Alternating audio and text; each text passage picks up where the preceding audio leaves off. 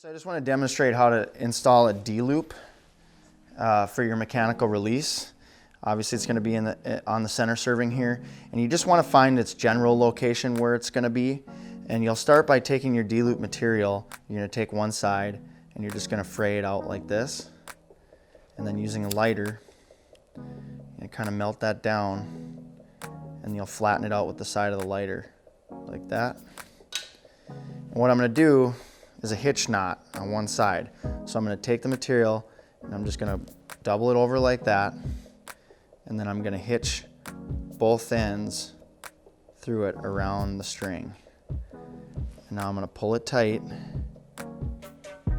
like so until that melted ball that I put on the end meets where it needs to be.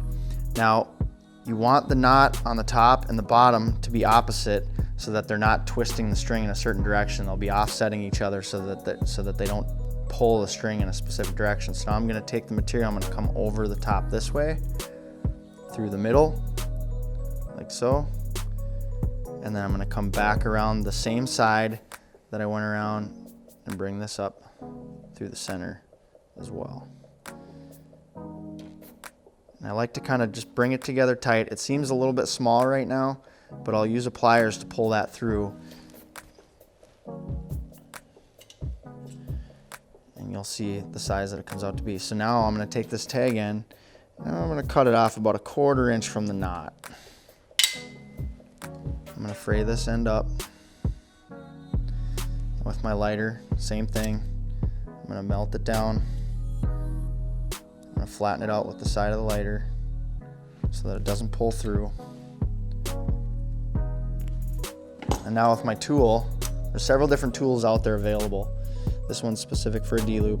I'm just gonna pull it a little bit snug. It doesn't need to be super tight, just snug enough so that it's not gonna pull through. Okay, now if I need to make a minor adjustment, in most cases you'll be able to just slide the loop to the position that you need it in.